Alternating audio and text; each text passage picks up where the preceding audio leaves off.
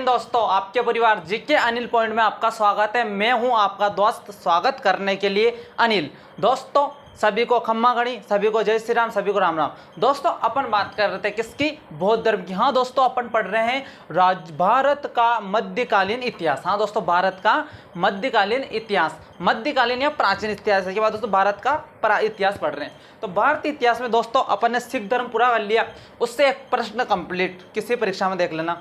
दूसरी पर कर रहे अपन बौद्ध धर्म। कौन सी बात कर रहे हैं दोस्तों? बौद्ध धर्म। जो बौद्ध धर्म में अपन ने कुछ जो बेसिक चीजें थी वो अपन ने क्या की, कल पूरी हो गई दोस्तों। जैसे बौद्ध धर्म के संस्थापक महात्मा बुद्ध है। महात्मा बुद्ध का जन्म, पिता, इनके पिता, माता, गुरु, पुत्र, सारे इनकी बातें हो गई थी। गुरु की भूल गए थे तो मैं भी गुरु लिखवा दूंगा। उसके बाद दोस्तों आज बात करेंगे महात्मा बुद्ध में अष्टांगिक मार्ग। खल्प कर लिया था ना अष्टांगिक मार्ग। आज इनकी बौद्ध संगतियां, सबसे पहले कौन सी महिलाओं ने क्या किया था, इसमें बौद्ध धर्म ग्रहण किया था। तो ये बात है दोस्तों। अपन चलते हैं अपनी क्लास की ओर। उससे पहले समझ गए ना क्या करना है? ठीक है, समझ दो यार। लो दोस्त, वेरी गुड, अच्छे हो दोस्तों आप तो यार।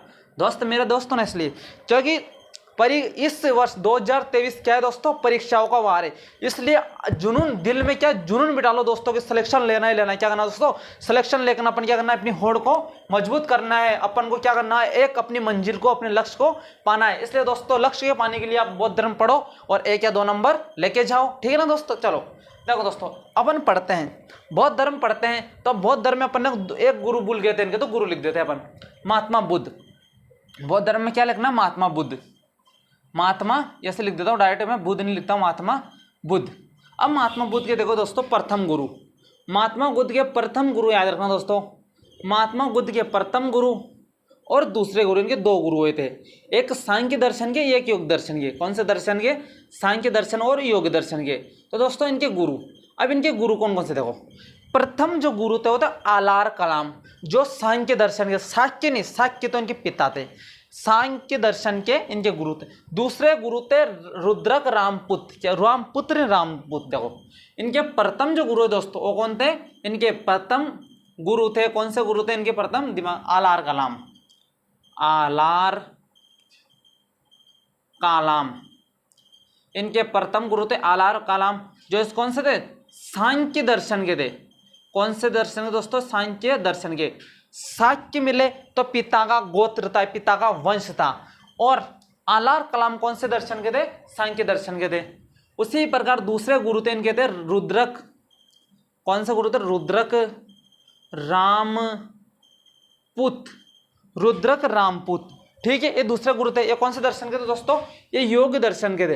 यानी जो भी गणितीय फॉर्मूले थे वो कौन सिखाया था? आलार कलाम ने सिखाए। और योग के बारे में जो कॉन्सेप्ट अपने क्षेत्र के बारे में, अपने शरीर के बारे में सिखाया, किसने सिखाया? दूसरे गुरु रामपुत्र, रुद्रक रामपुत ने सिखाया। ठीक है दोस्तों, अब पढ़ते हैं अष्टांगिक मार्ग। हाँ दोस्तों, अष्टांगिक मार्ग क्या पढ़ेंगे? अष्टांगिक मार्ग। तो देखो बौद्ध धर्म के अष्टांगिक मार्ग अपन स्टार लगा के लिखेंगे, क्यों इंपॉर्टेंट पूछ सकता है।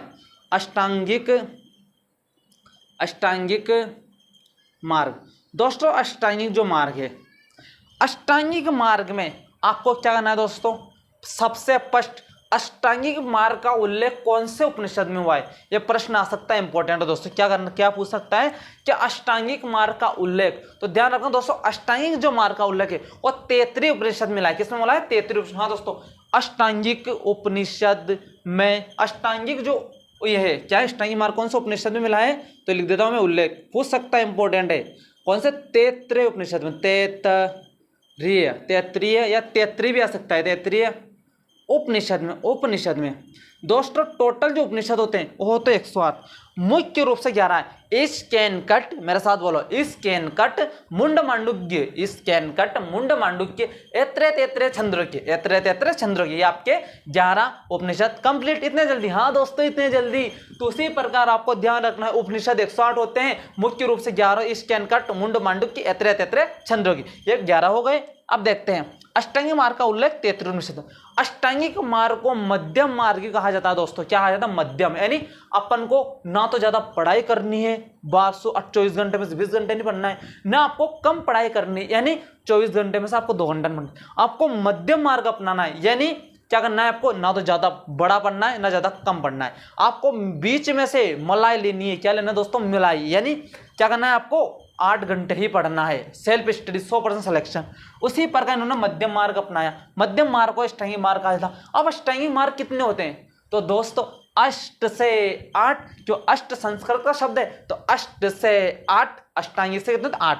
तो प्रमुख देखो कितने होते हैं? 8। इसके एक ट्रिक याद रख लेना, पूरे अष्टांगिक मार्ग कंप्लीट कैसे पूछेगा कि निम्न में से अष्टांगिक मार्ग नहीं है, 4 इसमें से देगा, एक दूसरा देगा, ये भी हो सकता है। निम्न में से अष्टांगिक मार्ग है, 3 आर्य सत्य देगा या 3 धर्म दे देंगे, 4 आर्य सत्य पढ़े थे अपन ने, ये दे देंगे तो इसमें आ जाएंगे। आए समझ? बिल्कुल आए। तो देखो इसके याद रखना, क्या रखना? 10 कौवा, 10 कौवा नहीं करना, 10 कौवा स्मृति आया, 10 कौवा क्या आया? स्मृति आया।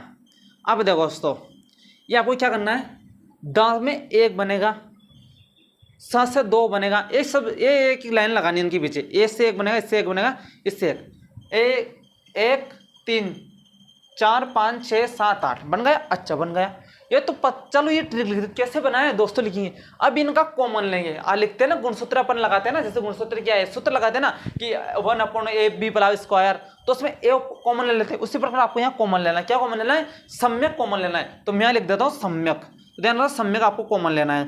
क्या लेना? कॉमा।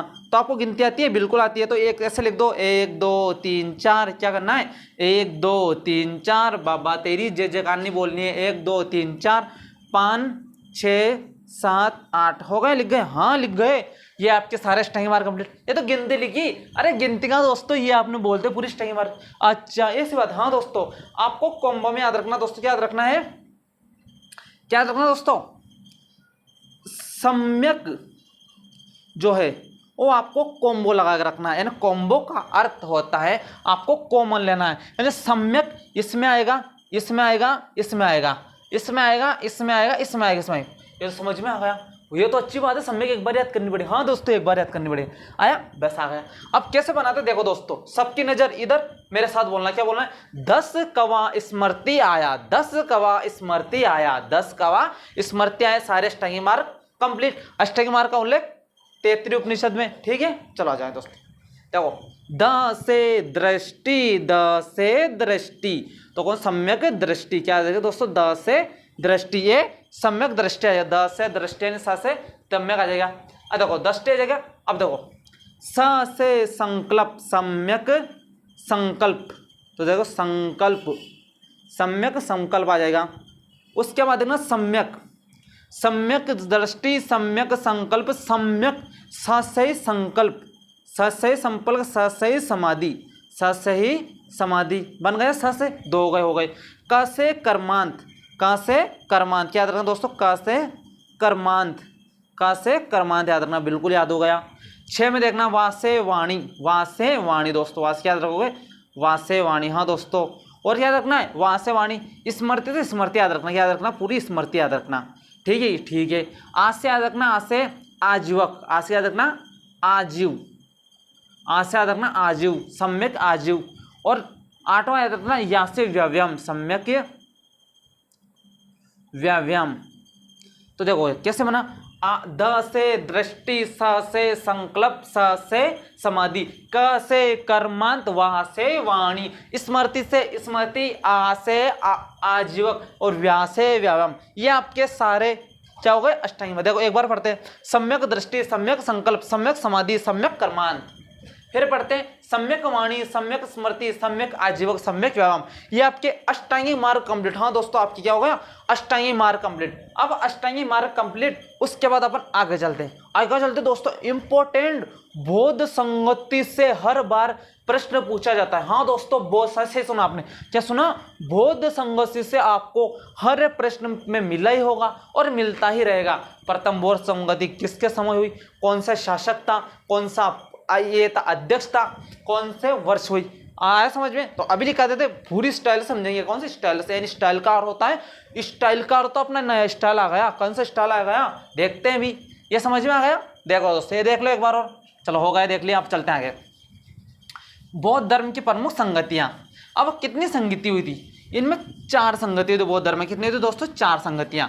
तो देखते हैं 4 संगति कैसे हुई थी कैसे नहीं हुई थी। आपको कुछ नहीं करना है, जैसे मैं लिखाता हूं वैसे समझना है, मैं जैसे समझाता हूं वैसे समझना है, ना कि उतारना है। देखो बौद्ध संगतियां,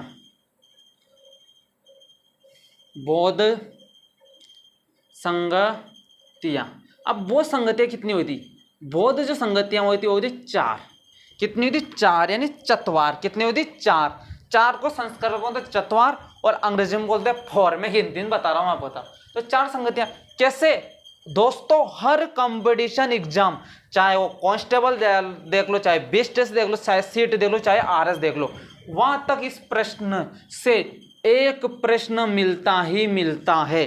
तो आईएमपी यानी इंपॉर्टेंट लगा के लिख लेना। चलो अभी लिखते हैं। चलो देखो दोस्तों, पहले आपको कुछ नहीं करना है, प्रथम की जगह फर्स्ट लिख दो। फर्स्ट संगति, सेकंड संगति, थर्ड संगति और फोर्थ संगति लिख दिया। बिल्कुल लिखना आता है बस।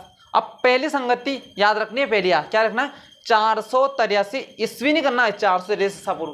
तो पहली संगति किसके समय हुई थी? कब हुई थी दोस्तों? 483 ईसा पूर्व। हाँ दोस्तों, 483 ईसा पूर्व। इससे 100 साल कम कर दो, 383 ईसा पूर्व। दूसरी संगति कब हुई थी? 383 ईसा पूर्व। हाँ दोस्तों, 383 ईसा पूर्व। ठीक है। तीसरी संगति में आपको याद रखना 251 ईसा पूर्व। क्या याद रखना दोस्तों? 251 ईसा पूर्व। क्या याद रखना? 251। कैसे करना? 3 क्या करना? 3 दूने 6। 6 में से -1 करो, 1 आ जाएगा। क्या बचा? 5 आ जाएगा। अब 5 में से आपको 2 अपने हिसाब से लिखना। ठीक है। तो 2 ईसा पूर्व। अब इतना हो गया। अब इसमें लिखना है, चौथी में लिखना है प्रथम शताब्दी। प्रथम शताब्दी। प्रथम शताब्दी नहीं लिखो और आपको यहाँ नहीं मिले तो क्या मिलेगा? 78 ईस्वी। ईसा पूर्व नहीं मिलेगा क्योंकि ईसा पूर्व खत्म हो चुका है। प्रथम शताब्दी से क्या मिल जाएगा? ईस्वी। तो ये आपकी पूरी बात बिल्कुल। अब हाँ दोस्तों, अपनी बात चल रही थी, चारों हो गए। 483 ईसा पूर्व, 383 ईसा पूर्व, 251 ईसा पूर्व, प्रथम शताब्दी। ये आपके कितने क्या हो गए दोस्तों? इनके समय हो गए। अब ये इसका स्थान के साथ रखना। तो देखना दोस्तों, राज क्या रखना दोस्तों? राज वैशाली का पाटलिपुत्र में कुंडल खेलने गया। राज वैशाली का पाटलिपुत्र में कुंडल खेलने गया। तो देखो, रा से राजगृह आ जाएगा दोस्तों। रा से राजगृह आ जाएगा दोस्तों। रा से राजगृह आ जाएगा। और उसके बाद रा से राजगृह का वैशाली। क्या करना दोस्तों? राजगृह का वैशाली क्या करने गया? पाटलिपुत्र में क्या करना दोस्तों? पाटलिपुत्र में कुंडल खेलने गया। कहाँ खेलने गया? कुंडल खेलने गया। तो कुंडल वन।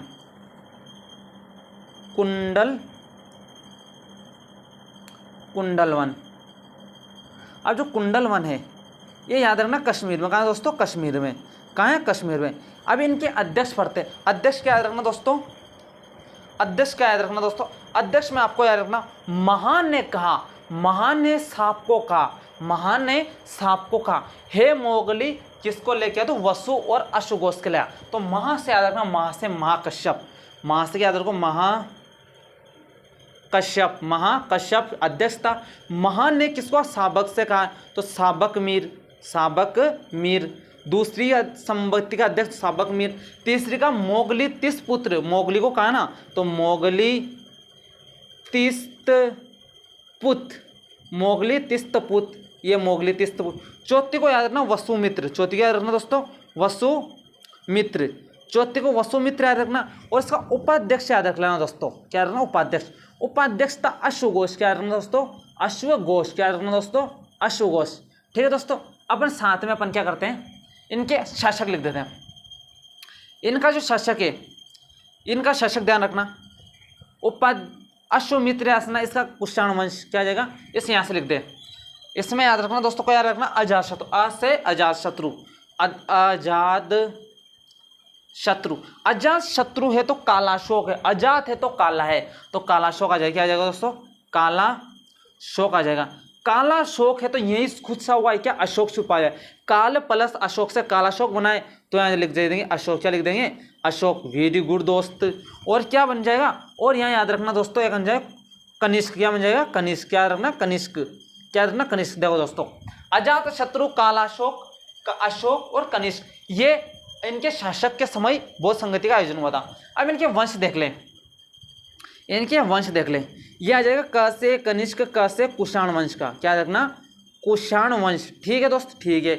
अशोक का याद रखना दोस्तों, अशोक का था, अशोक है तो मौर्य है, अशोक है तो मौर्य है, तो मौर्य वंश का आ जाएगा। काला अशोक याद रखना, शिशुनाग वंश का, काला अशोक याद करें क्योंकि काला अशोक में श आ रहा है, तो शिशुनाग वंश का क्या याद रखना दोस्तों, शिशुनाग वंश का याद रखना। ठीक है, अब इसका याद रखना एक ही है, वो है कौन सा वंश का दोस्तों, हर्यंक वंश का। कौन सा वंश का, हर्यंक जो वंश का है, और अजातशत्रु। दोस्तों ये अपने सारी बौद्ध संगतियां हैं जो हर बार एक ना एक प्रश्न हर कंपटीशन एग्जाम में अपने पास टकराता है और अपन उसको गलत करके आते हैं। तो आज अपने आपके सामने मैंने शॉर्ट तरीके के माध्यम से आपको बताने का प्रस्तुत किया है। आगे चलते हैं, आगे क्या बोलता है। 2 से 3 प्रश्न इंपॉर्टेंट है, तो अपन देखते हैं दोस्तों। देखो अब यहाँ फैक्ट लाइन टू लाइन बातें आ जाएगी। क्या रखना दोस्तों, अब ध्यान रखना, चौथी संगति हुई थी, इस चौथी संगति में बौद्ध धर्म 2 शाखाओं में बढ़ गया, हीनयान और महायान। ध्यान रखना दोस्तों, एक बात याद रखनी है ना, अपन इससे कंप्रोमाइज करेंगे, यानी इनकी तुलना नहीं करेंगे। याद रखना, चौथी संगति में एक लाइन लिख लें, क्या लिखना है, चौथी संगति में, चौथी संगति में बौद्ध धर्म 2 भागों में या 2 शाखाओं में, 2 शाखा में बट गया, 2 शाखा में बढ़ गया। कौन कौन सी में बटा 2 शाखा, हीनयान और महायान। मुख्य रूप से 2 शाखा में बटा था, पर यहाँ हीनयान और महायान नाम पड़ा है इनका, तो क्या पड़ा, हीनयान और महायान, हीनयान और महायान, हीनयान और महायान। क्या याद पड़ा दोस्तों, हीनयान और महायान। अब दोस्तों देखो, आपको हीनयान में कुछ नहीं याद रखना, इसमें याद रखना हीनयान, महायान में। महायान की जो स्थापना है, महायान की स्थापना की दोस्तों नागार्जुन ने क्या की थी, नागार्जुन ने की थी। अब दोस्तों नागार्जुन ने ही शून्यवाद को जनक कहा जाता, शून्यवाद दिया था। तो शून्यवाद का जनक भी किसे कहा जाता है दोस्तों, अर्जुनयन को कहा जाता है। शून्यवाद का जनक अर्जुनयन को कहा जाता है। इन्हीं को ही भारत का आइंस्टीन कहा जाता है। अर्जुनयन को क्या कहा जाता है, भारत का आइंस्टीन, भारत का आइंस्टीन, भारत का आइंस्टीन किसको कहा जाता है दोस्तों, नागार्जुन कहा जाता है। कि भारत का आइंस्टीन किसे कहा जाता है, नागार्जुन कहा जाता है। और शून्यवाद का जनक किसे कहा जाता है, नागार्जुन कहा जाता है। ये दोनों बातें याद रखनी आपको। एक बात के साथ आपको मैंने 2-3 बातें बता, क्या बता दी, महायान की स्थापना नागार्जुन, ये बतानी थी, पर नागार्जुन को शून्यवाद का जनक कहा जाता है और नागार्जुन को भारत का आइंस्टीन कहा जाता है। ये दोनों बात बिल्कुल दोस्तों। अब देखते हैं, अब देखो महिलाओं को बौद्ध धर्म में आने के लिए किसने कहा था, तो इनका प्रधान शिष्य क्या था, आनंद के कहने पर महात्मा बुद्ध ने क्या किया दोस्तों, महिलाओं को प्रवेश दिया। तो ये बात याद रख लें दोस्तों, आनंद प्रधान शिष्य या प्रिय शिष्य आनंद के कहने पर, प्रिय शिष्य आनंद के कहने पर, प्रिय शिष्य आनंद के कहने पर महिलाओं को